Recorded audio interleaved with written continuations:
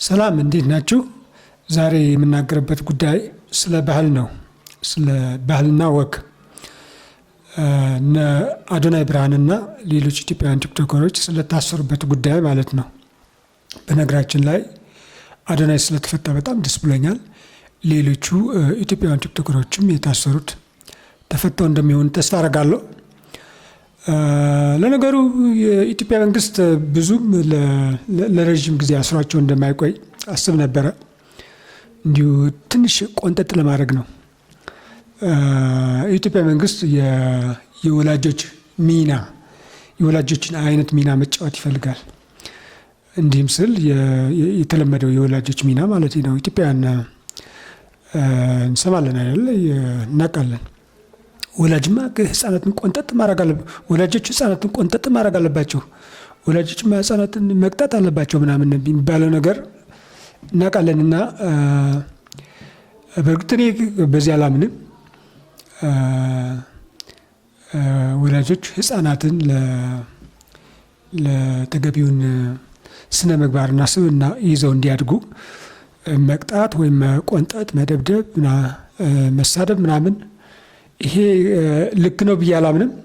ህፃናትን ዲሲፕሊን ለማድረግ የሚያስችሉ ጤናማ የሆኑ ሌሎች መንገዶች አሉ።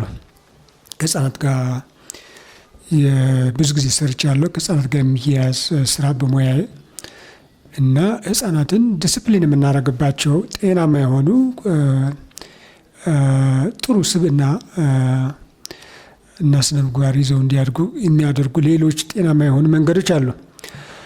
ነገር ግን እንዳልኩት የኢትዮጵያ መንግስት የተለመደው የኢትዮጵያውያን ወላጆች ሚና መጫወት ይፈልጋል። እስኪ በቃ እንሰራቸው፣ እስር ቤት ውስጥ እናስገባቸውና የተወሰነ አቆይተን አስተምረን እንለቃቸዋለን አይነት።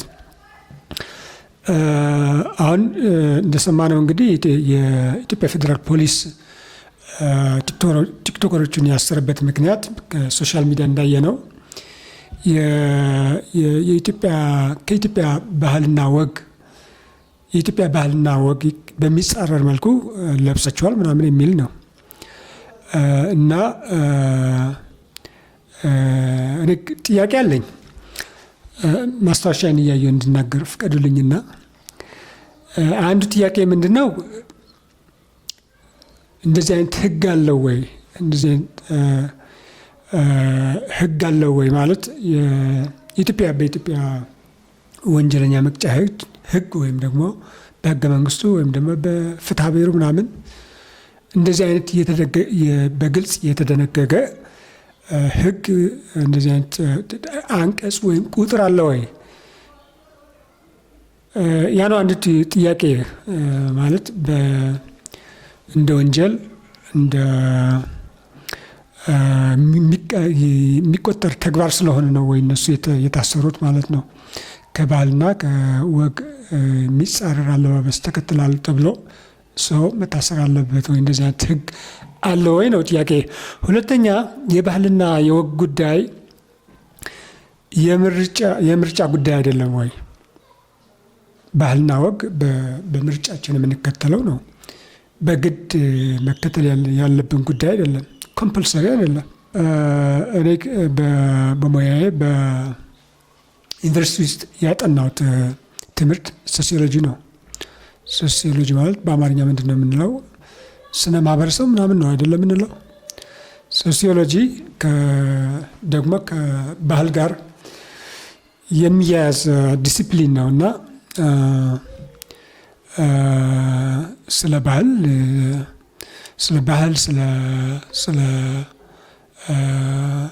ወጎች፣ ካልቸራል ቫሊዩስ ኤንድ ኖርምስ እንደዚህ አይነት ነገሮች ካስታውሳለሁ ዩኒቨርሲቲ ውስጥ ተምረናል። እና ግን እነዚህ ነገሮች በግድ የምንከተላቸው አይደለም፣ በፈቃደኝነታችን ነው። ስለዚህ መንግስት ባህልና ወግ አልተከተላችሁም ብሎ በግልጽ በህግ የተደነገገ ተግባር እስካልተጣሰ ድረስ ባህልና ወግ ጥሳቸዋል በሚል ምክንያት ዜጎችን ማሰር ወይ መቅጣት የሚችል አይመስለኝም። እርግጥ ማህበረሰቡ ሊቀጣን ይችላል። የማህበረሰቡን ባህልና ወግ ባለመከተላችን ምክንያት የራስ የሆነ ቅጣት ሊቀጣን ይችላል። በራሱ መንገድ ትኩረት ሊነፍገን ይችላል። አለባበሳችን ወይ ለምናገረው ነገር ለምንሰራው ነገር ትኩረትና እውቅና ሊነፍገን ይችላል፣ ሊያገለን ይችላል። በእንደዚህ አይነት መንገዶች ዲስከሬጅ ሊያደርገን ይችላል። ባህሉና ወጉ እሴቱ ምናምን እንዳንጥስ ሊያደርገን ይችላል። ነገር ግን መንግስት ግን ሊያስረን ወይም ሊቀጣን አይገባም ብዬ ነው የማምነው። ስለዚህ ቲክቶከሮቹ አዶናይን ጨምሮ በግልጽ በህግ የተደነገገ ተግባርን እስካልጣሱ ድረስ መታሰርም አልነበረባቸውም ብዬ ነው የማስበው። ለአንድ ቀንም ይሁን ለአንድ ሌሊትም ይሁን መታሰር አልነበረባቸውም ብዬ ነው የማምነው። ምክንያቱም መንግስት ከማንም በላይ ህግን በማክበር አርአያ መሆን ያለበት መንግስት ነው። ካልሆነ ራሱ መንግስት ህግን የሚጥስ ከሆነ አንዱ በራሱ አንድ ትልቅ ችግር ነው ማለት ነው። እንዲህ ስል በእርግጥ አንዳንድ ሀገሮች ያደጉት ሀገሮችን ጨምሮ ይሄ ፓብሊክ ኢንዲሰንሲ የሚሉት ነገር አለ። ሰዎች በአደባባይ ለምሳሌ ራቁታቸው ቢታዩ ሙሉ ለሙሉ ጾታዊ መራቢያ አካላቸውን በሚያሳይ መልኩ በአደባባይ ቢታዩ ወይም ደግሞ በአደባባይ ሰው እያያቸው የግብረ ሥጋ ግንኙነት የሚያደርጉ ከሆነ መንግስት ዲቴን ሊያደርጋቸው ይችላል። ለተወሰነ ጊዜ ሊያስራቸው፣ ሊቀጣቸው ይችላል። ግን እና አዶናይ ደግሞ እንደዚህ አይነት ተግባር አልፈጸሙም። በእርግጥ ባህሉን ቻሌንጅ እያደረጉት ነው እና አዶናይና አንዳንድ ቲክቶከሮች የኢትዮጵያን ባህል ቻሌንጅ እያደረጉት ነው። ለምሳሌ አዶናይ ጃንዋሪ ላይ ባለፈው ዓመት ጥር ላይ ፖስት አድርጎት ፌስቡክ አካውንት ላይ ያገኘሁት ፎቶ ይሄኛው ነው።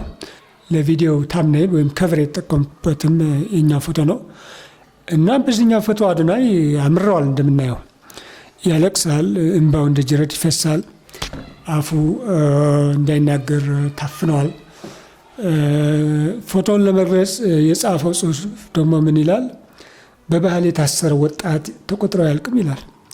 ስለዚህ በኢትዮጵያ ባህል ያው ደስተኛ እንዳልሆነና ባህሉን ቻሌንጅ ለማድረግ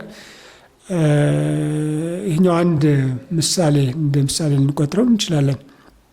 ቻሌንጅ ለማድረግ እየሞከረ እንደሆነ አዶናይ ማለት ነው። ግን የኢትዮጵያ ባህል ደግሞ እንደምናውቀው እውነትም አሳሪ የሆነ ባህል ነው ማለት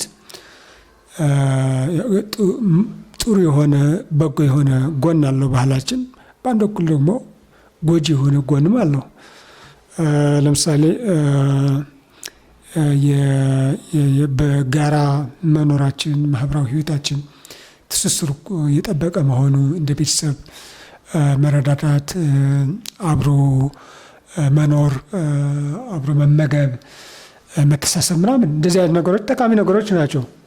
ነገር ግን አሉ ደግሞ ሌሎች ጎጂ የሆኑ ነገሮች። ለምሳሌ አትናገር፣ እንደዚህ አትበል ምናምን፣ ተው፣ ይህንን ማለት የለብህም፣ እንዲህ አይነት የሚገድቡ ነገሮች፣ ነፃነታችንን የሚገድቡ ነገሮች አሉ። ይህንን እናውቃለን። ከህፃነታችን ጀምረን እንዲህ እየተባልን አብዛኞቻችን ያደግነው። እኔ እንደውም የራሴ ምሳሌ ንገራችሁ። እኔ ህፃን እያለሁ አስታውሳለሁ። 4 ዓመት ህፃን እያለሁ እኔና ከእናቴ ጋር ከቤተሰብ ጋር እያወራን እያለ እናቴ የሆነ በአንድ ቦታ ያጋጠመንን ገጠመኝ አስመልክቶ ለቤተሰባችን ማውራት ትጀምራለች። ግን እኔ ደግሞ እዛ ቦታ ከእሷ ጋር ነበርኩና የነበረውን ነገር አይቻለሁ። የገጠመኙ ተሳታፊ ነበርኩ ማለት ይቻላል። እና እሷ መናገር ስትጀምር ወዲያውኑ እኔም መናገር ጀመርኩ፣ አቋርጬ ማለት ነው።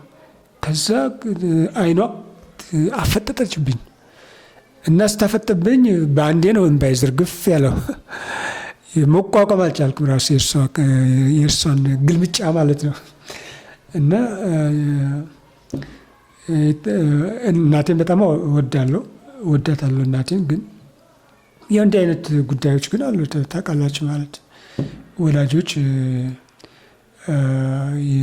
ይገስጹናል ማለት አንዳንዴ ከልክ ያለፈ በሚያስደነግጥ መልኩ ነው ዲስፕሊን ሊያደርጉን ወይም ደግሞ ስርዓት ሊያስይዙን የሚሞክሩትና እንዲህ አይነት ጉዳዮች ይጎዱናል። በተለይ እያደግን ስንሄድ ስብዕናችንን አሉታዊ በሆነ መንገድ አፌክት ያደርጉታል። ስለዚህ የኢትዮጵያ ባህል ወግ አጥባቂ ነው እንደምናውቀው። ይሄ የታወቀ ነገር ነው። እንደውም ከተወሰነ ቀን በፊት እና አዶናይ ከመፈታታቸው በፊት ከተወሰነ ከአንድ 2 ቀን በፊት ተፈተው ይሆንን ብዬ ኢንተርኔት ላይ ሰርች ሳረግ ያገኘሁት ምን እንደሚል ታውቃላችሁ? አዶናይ ብርሃንና ሌሎች 9 ኢትዮጵያውያን ቲክቶከሮች የኢትዮጵያና አፍጋኒስታን የመሳሰሉ ሀገሮች ወግ አጥባቂ ስለሆኑ ኮንዘርቫቲቭ ስለሆኑ አዶናይና ሌሎች ኢትዮጵያውያን ቲክቶከሮች የማህበረሰቡን ባህል አላከበራችሁም ተብለው ታስረዋል ይላል።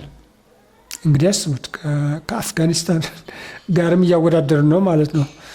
ሴቶች ወደ ትምህርት ቤት ሴቶች እንዲማሩ ከማትፈቅድ ሀገር እያመሳሰሉ ነው ማለት ነው። እና የኢትዮጵያ ባህል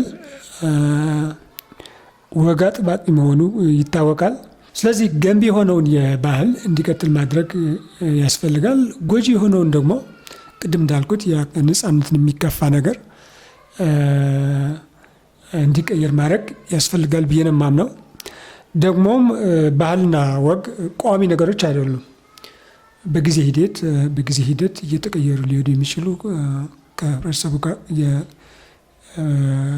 የህብረተሰቡ ባህል፣ ወግ፣ እሴቶች በተለይ ባህልና ወግ በጊዜ ሂደት ኢቮልቭ እያደረጉ እየተቀየሩ እየተሻሻሉ ሊሄዱ የሚችሉ ነገሮች ናቸው። ስለዚህ ደግሞ ለውጥ ለማምጣት ከተፈለገ አንዳንድ ጊዜ ያሉት የሚኮረኩሙ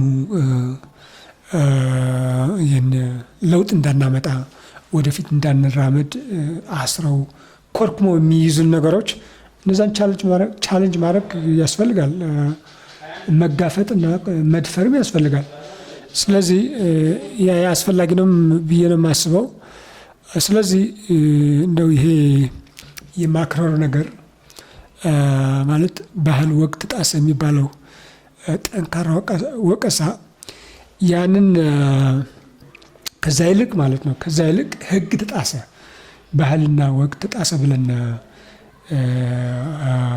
አቤቱታ ከማለት ለመንግስት እነዚህን ሰዎች እሰርልን አንድ ነገር በልን ምናምን ብለን በነገራችን ላይ መንግስት ያሰራቸው ራሱ ከብዙ ሰዎች በሶሻል ሚዲያው አዶናይ ትውልድን ለማባለግ ለማደደብ ምናምን ለማበላሸት እየሰሩ ነው። ስለዚህ መንግስት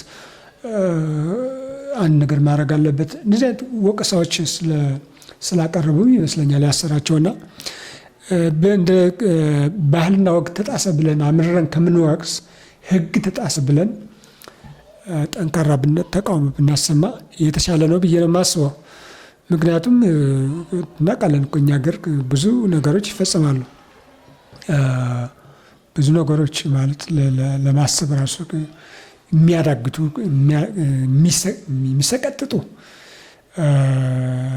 የሰዎችን መብት ሰብአዊና ዲሞክራሲያዊ መብት የሚጥሱ ተግባራት ይፈጽማሉ በየቦታው። ሰዎች በእምነታቸው፣ በሃይማኖታቸው፣ በፖለቲካዊ